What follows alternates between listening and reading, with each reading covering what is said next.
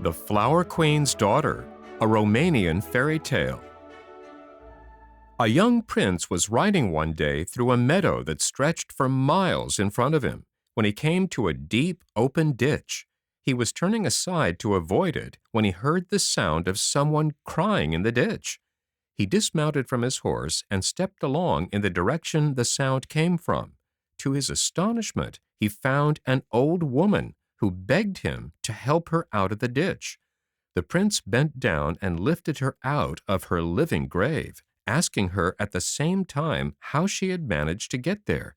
"My son," answered the old woman, "I am a very poor woman, and soon after midnight I set out for the neighboring town in order to sell my eggs in the market on the following morning, but I lost my way in the dark and fell into this deep ditch, where I might have remained forever but for your kindness." Then the prince said to her, "You can hardly walk. I will put you on my horse and lead you home. Where do you live?" "Over there, at the edge of the forest, in a little hut you see in the distance," replied the old woman. The prince lifted her onto his horse, and soon they reached the hut, where the old woman got down, and turning to the prince, said, "Just wait a moment, and I will give you something." And she disappeared into her hut, but returned very soon and said, "You are a mighty prince, but at the same time you have a kind heart, which deserves to be rewarded. Would you like to have the most beautiful woman in the world for your wife?" "Most certainly I would," replied the prince. So the old woman continued, "The most beautiful woman in the world is the daughter of the Queen of the Flowers, who has been captured by a dragon. If you wish to marry her, you must first set her free, and this I will help you to do. I will give you this little bell. If you ring it once, the King of the Eagles will appear. If you ring it twice, the King of the Foxes will come to you. And if you ring it 3 times, you will see the King of the Fishes by your side. These will help you if you are in any difficulty. Now farewell, and heaven prosper your undertaking." She handed him the little bell, and there disappeared hut and all, as though the earth had swallowed her up. Then it dawned on the prince that he had been speaking to a good fairy, and putting the little bell carefully into his pocket, he rode home and told his father that he meant to set the daughter of the Flower Queen free, and intended setting out on the following day into the wide world in search of the maid. So the next morning the prince mounted his fine horse and left his home. He had roamed round the world for a whole year, and his horse had died of exhaustion, while he himself had suffered much from want and misery, but still he had come on no trace of her he was in search of. At last one day he came to a hut, in front of which sat a very old man. The prince asked him, "Do you not know where the dragon lives who keeps the daughter of the Flower Queen prisoner?" "No, I do not," answered the old man. "But if you go straight along this road for a year, you will reach a hut where my father lives, and possibly he may be able to tell you." The prince thanked him for this information, and continued his journey for a whole year along the same road, and at the end of it came to the little hut where he found a very old man. He asked him the same question, and the old man answered, "No, I do not know where the dragon lives, but go straight along this road for another year, and you will come to a hut in which my father lives. I know he can tell you." And so the prince wandered on for another year, always on the same road, and at last reached the hut where he found the third old man. He put the same question to him as he had put to his son and grandson, but this time the old man answered, "The dragon lives up there on the mountain, and has just begun his year of sleep. For 1 whole year he is always awake, and the next he sleeps. But if you wish to see the Flower Queen's daughter, go up the 2nd mountain. The dragon's old mother lives there, and she has a ball every night, to which the Flower Queen's daughter goes regularly." So the prince went up the second mountain, where he found a castle all made of gold with diamond windows. He opened the big gate leading into the courtyard and was just going to walk in when 7 dragons rushed on him and asked him what he wanted. The prince replied, "I have heard so much of the beauty and kindness of the dragon's mother and would like to enter her service." This flattering speech pleased the dragons, and the eldest of them said, "Well, you may come with me, and I will take you to the mother dragon." They entered the castle and walked through 12 splendid halls, all made of gold and diamonds. In the 12th room they found the mother dragon seated on a diamond throne. She was the ugliest woman under the sun, and, added to it all, she had 3 heads. Her appearance was a great shock to the prince, and so was her voice, which was like the croaking of many ravens. She asked him, "Why have you come here?" The prince answered at once, "I have heard so much of your beauty and kindness that I would very much like to enter your service." "Very well," said the mother dragon, "but if you wish to enter my service, you must first lead my mare out to the meadow and look after her for 3 days. But if you don't bring her home safely every evening, we will eat you up."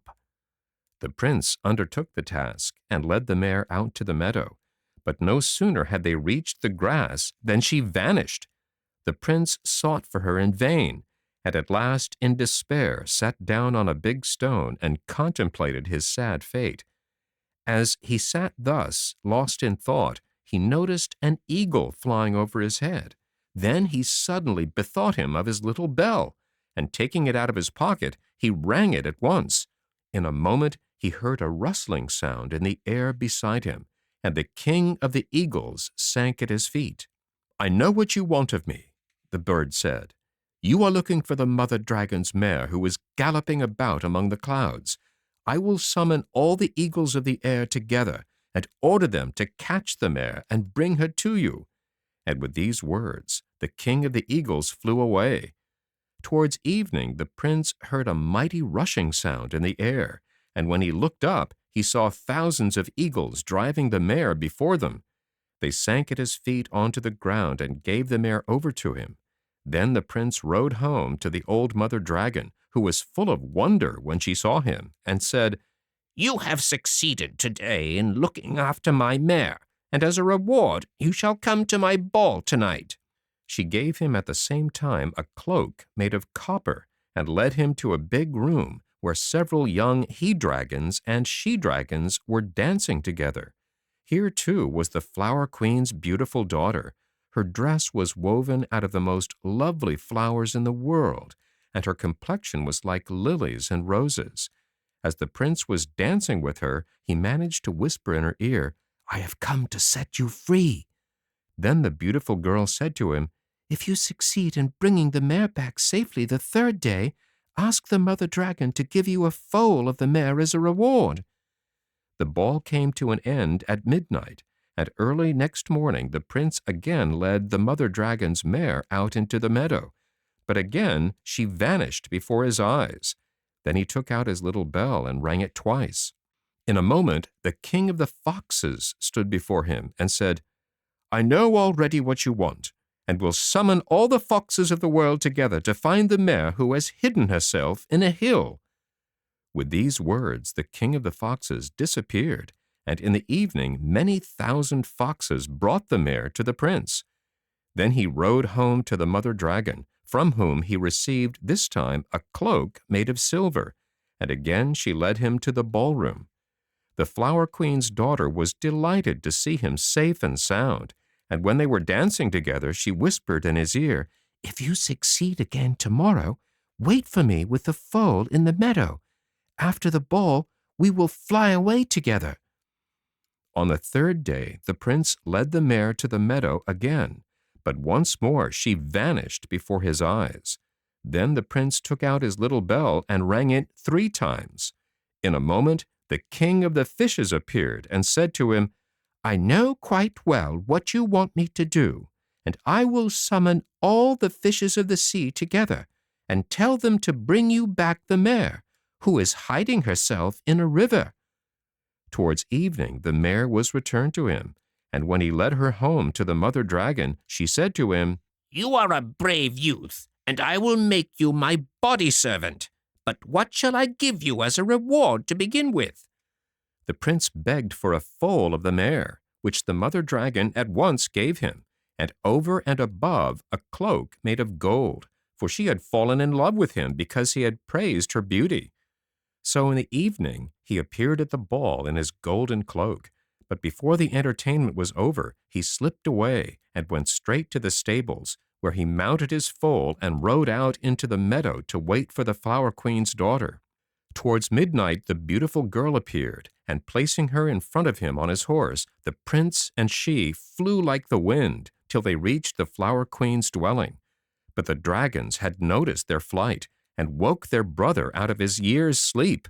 He flew into a terrible rage when he heard what had happened, and determined to lay siege to the Flower Queen's palace. But the queen caused a forest of flowers as high as the sky to grow up round her dwelling, through which no one could force a way.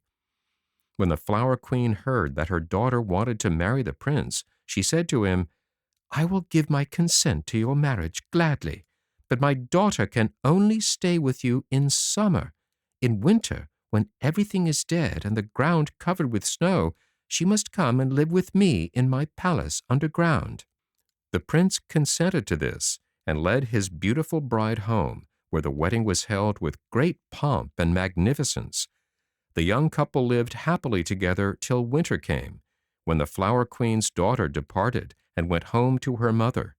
In summer she returned to her husband, and their life of joy and happiness began again, and lasted till the approach of winter, when the Flower Queen's daughter went back again to her mother. This coming and going continued all her life long, and in spite of it, they always lived happily together.